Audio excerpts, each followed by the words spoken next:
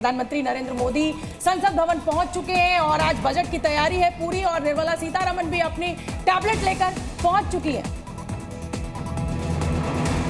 संसद भवन पहुंचने के बाद चूंकि 10:30 बजे कैबिनेट की बैठक बुलाई गई है, प्रधानमंत्री मोदी के पहुंचने के थोड़ी देर बाद कैबिनेट की बैठक होगी और इसी कैबिनेट की बैठक में फाइनल मंजूरी दी जाती है। जो बजट है उसको फाइनल मंजूरी दी जाएगी, जिसके बाद से 11 बजे निर्मला सीतारमण जो वित्त मंत्री हैं वो बजट पेश करेंगे। तो प्रधानमंत्री का काफिला संसद भवन में प्रवेश कर गया है। यहाँ जाने के बाद प्रधानमंत्री मोदी 10:30 बजे कैबिनेट की बैठक लेंगे, जिसमें निर्मला सीतारमण मौजूद रहेंगी, थोड़ा ब्रीफिंग भी देंगी क्योंकि राष्ट्रपति से मिलकर आई हैं, उनको दही चीनी खिलाया गया और यहाँ उसके बाद कैबिनेट में मंजूरी दी जाएगी अपने जो बजट है उसको। और लोग उम्मीद कर रहे हैं, तमाम तरह की उम्मीद कर रहे हैं प्रधानमंत्री मोदी से भी और निर्मला सीतारमण से भी कि इसमें इस बजट में कुछ राहत जरूर मिले, क्योंकि बहुत आहत हैं लोग। ये तो देखिए प्रधानमंत्री पहुंच गए और बजट पेश हो जाएगा। जो सवाल मैंने आपसे पूछा था, बैंक्स के पास लिक्विडिटी की कमी हो रही है, जो मार्केट कैपिटल है वो लगातार बढ़ रहा है, जो सेफ इन्वेस्टमेंट है लोग उससे बच रहे हैं, रिस्क ले रहे हैं लेकिन पैसा बाजार में लगा रहे हैं। इसको लेकर सरकार की कितनी बड़ी चिंता और आज बजट में क्या उसकी झलक देखने को मिलेगी? देखिए, सरकार ने जो जिस हिसाब से F&O में अभी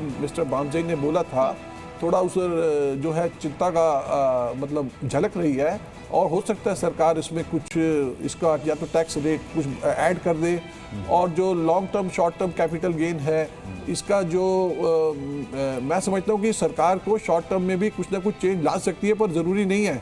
But you see, our stock price market is adequately priced in based on fundamentals of the economy. जी. तो any further increase is bound to be, viewed with concern. तो मेरा जहां तक ख्याल है कि सरकार को कुछ ना कुछ डिसइंसेंटिवाइज करेगी स्पेकुलेटिव एक्टिविटी। ठीक है, हमारे साथ युद्धवीर सिंह जी हैं जो कि किसान नेता। युद्धवीर जी, इस बार किसानों को कितनी उम्मीद है? स्वामीनाथन आयोग की रिपोर्ट की सिफारिशों की बार बार बात होती है, लेकिन आपको लग रहा है कि सरकार कभी पूरी तरीके से उसको लागू कर पाएगी? देखिए, स्वामीनाथन रिपोर्ट की जब बात आती है तो हम लौटते हैं पीछे। आपके यहाँ आज दिखा रखा है कि 14 और 24 में क्या अंतर है, बार बार वो दिखाया जा रहा। तो 14 से पहले प्रधानमंत्री और सरकार का मैनिफेस्टो था कि स्वामीनाथन रिपोर्ट, और स्वामीनाथन रिपोर्ट नहीं था, C2+50 के हिसाब से जब कीमतें दी जाएंगी, MSP तय की जाएगी। और उसके बाद 14 के बाद 15 में एफिडेविट दे कि ये कहा गया कि C2+50 दिया ही नहीं जा सकता। तो क्या उम्मीद करेंगे और किस तरह की उम्मीद करेंगे? वो स्वामीनाथन रिपोर्ट के बारे में तो बिल्कुल किसान नाउम्मीद है। आज तो किसान जो है वो MSP की गारंटी। आएंगे युद्धवीर जी, आएंगे आपके पास और सबकी अपनी अपनी डिमांड है, लेकिन मुझे ऐसा लगता है कि अगर इस देश को सबसे ज्यादा किसी जरूरत है बजट में तो वो है शिक्षा बजट, क्योंकि जिस तरीके से पर्चे लीक हो रहे हैं, जिस तरीके की जरूरत है एक युवा पीढ़ी को, हम कैसे एक काबिल युवा पीढ़ी को ऊपर पहुंचा सके ताकि हमारा देश जो हम विकसित भारत का सपना देखते हैं वहां तक पहुंच सके। आपको लग रहा है कि आज इस ओर सरकार का ध्यान होना चाहिए और होगा? बिल्कुल होगा, क्योंकि शिक्षा के साथ साथ स्किल डेवलपमेंट एक बहुत साथ ही जुड़ा हुआ मुद्दा है। और खासकर जैसे मैंने पहले भी कहा, जब से टेक्नोलॉजी, आर्टिफिशियल इंटेलिजेंस और ब्लॉकचेन का यूज हुआ है तो एक अपस्किलिंग की ज़रूरत है। और अब तो भारत में ग्लोबल कैपेबिलिटी सेंटर्स बनने लगे, बहुत सी मल्टीनेशनल कंपनियां भारत में ये सेंटर बना रही हैं। तो हमारे युवा को स्किल करना अहम मुद्दा है और इस पर मुझे लगता है इस बजट में ज़रूर डेफिनेटली कुछ हो। ठीक है, डॉक्टर अंशुमन का मुझे लगता है डॉक्टर अंशुमन, ये सबसे बड़ी चिंता लोगों की है और लोगों की डिमांड भी बहुत बड़ी है कि साहब आप हमें कोई ऐसी पॉलिसी के तहत आप हमें एनरोल कर लीजिए सभी के लिए, नॉट फॉर BPL, सबके लिए हो। आयुष्मान योजना को क्या विस्तार दिया जा सकता है सभी के लिए कि भले आप उसके लिए कुछ मिनिमम टैक्स आप सैलरी कार्ड से काट लीजिए? आदर्शवादी तो यही है कि सिर्फ BPL और ये कह के हेल्थ के साथ खिलवाड़ नहीं हो सकता है। तो coverage, universal health for all, शिक्षा, स्वास्थ्य सबके लिए एक समान, सबके लिए एक समान। अब इसमें आयुष्मान भारत में सुनने में आ रहा है इस पर 70 से ज्यादा उम्र वालों को भी शामिल करने। जी, और शायद 10 लाख भी करने वाले हैं, ऐसा सुनने में आ रहा है। लेकिन समस्या कहाँ है? अगर किसी भी फॉर्मूले से आप हेल्थ बजट कैलकुलेट करें तो GDP का 5% भारत को हेल्थ बजट पे डालना चाहिए, किसी भी फॉर्मूले से लें। आज हम 2% पे हैं, तो एक दिन में तो नहीं पहुंचेंगे, कम से कम 2.5% करें। प्रिवेंशन पे 0.6। लेकिन सर, एक चीज गौर करने वाली बात यह है कि कोविड के बाद आप देखिएगा कि ये जो स्वास्थ्य बीमा कंपनियों का जो कारोबार है उसमें कितना बूम आया है। 100% बढ़ोतरी हुई है उसमें। इंश्योरेंस का प्रीमियम लेकिन हाई है। अब कैसे आप इसको एक्सेप्टेबल करेंगे लोगों के लिए? पहले प्रिवेंशन पे सबसे बड़ा काम करना है। जो ब्लैक होल बना हुआ है, जितने भी फैसिलिटी बढ़ा दें, पैसा डाल दें, ये आपको ऐसी बीमारियों पे खर्च हो रहा है। कम्युनिकेबल नॉन संक्रामक बीमारियां बढ़ रही, non communicable cancer, heart disease भी बढ़ रहे हैं। इसको कंट्रोल करने के लिए air pollution control, food adulteration, इस पे काम करना पड़ेगा। चारों मंत्रालय साइलॉज में जो काम कर रहे हैं उनको मिलकर पहले देखिए बजट।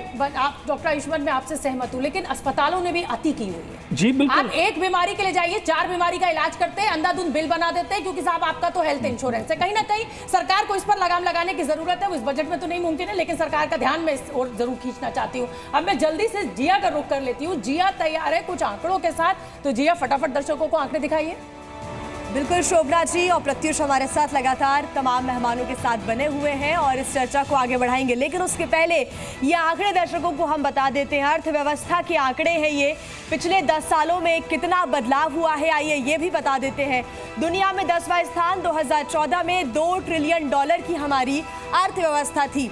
आगे बढ़ते हुए अगर हम बात करें 2024 की, तो दुनिया में 5वां स्थान, 3.75 का। और शोभना जी, और अब लक्ष्य है $5 ट्रिलियन की हमारी अर्थव्यवस्था पहुंचे। ये लक्ष्य अब रखा गया है और तीसरी सबसे बड़ी इकोनॉमी पूरी दुनिया में भारत बने। शोभना जी, प्रत्युष, ओवर टू यू। बिल्कुल प्रत्युष।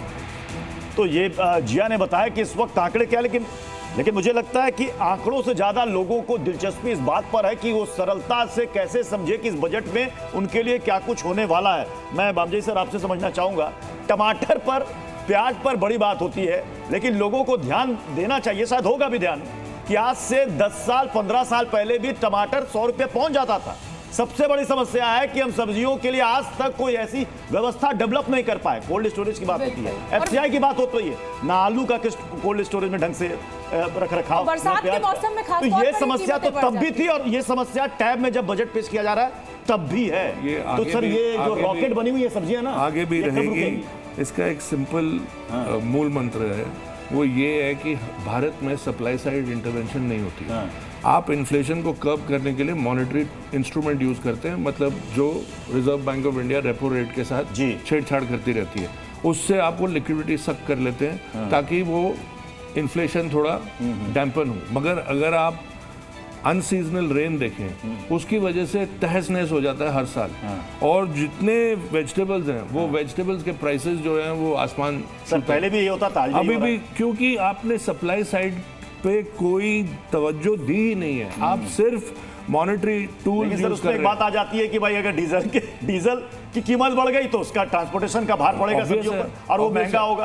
आप किसी भी दुकानदार से कहिए, रेडी पटरी वाले से कहते हैं साहब पीछे से महंगाई है, वो पीछे आज तक देख ही नहीं पाया कि कहां से आ रही है महंगाई। करेक्ट बात है। जो आप होलसेल और रिटेल का भी अगर आप देखेंगे, अगर आप आजादपुर मंडी में जाएंगे, वहां के दाम फिर भी कम होंगे, बट जब तक वो रिटेल आउटलेट में आ जाएगा, आपके घर तक पहुंचेगी। सिन्हा साहब का जल्दी से रुक कर लेती हूँ। विनोद अग्निहोत्री साहब भी हमारे साथ जुड़ गए, उनके पास भी मैं जाऊंगी। के सिन्हा साहब, 6.2 लाख करोड़ इस समय डिफेंस बजट है। पाकिस्तान और चाइना, आप देख ही रहे हैं किस तरीके से चाइना जो है वो अपने विस्तारवादी नीति पर आगे बढ़ रहा है। क्या लग रहा है डिफेंस सेक्टर में सरकार को और क्या कुछ करना चाहिए? क्या ये बजट बढ़ाना चाहिए, जस्ट डबल कर देना चाहिए? सोना, बहुत बड़ी बात आपने कही। आपने बताया 6.22 लाख करोड़ हमारा डिफेंस बजट है, जो कि तकरीबन यदि आप देखेंगे तो ओवरऑल वो आपका बनता है 1.7।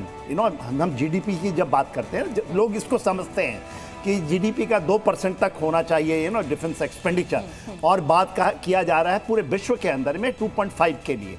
इंडिया की कैपेबिलिटी है, देखिए आप, हमने डिफेंस को रखा है कि वो खून चूसता है, पैसे को चूसता है, मगर एक्चुअल जो कॉन्सेप्ट है कि डिफेंस, और वो बताता नहीं, अमेरिका नहीं बताएगा कभी भी रशिया ये नहीं बताएगा। जी न्यूज़।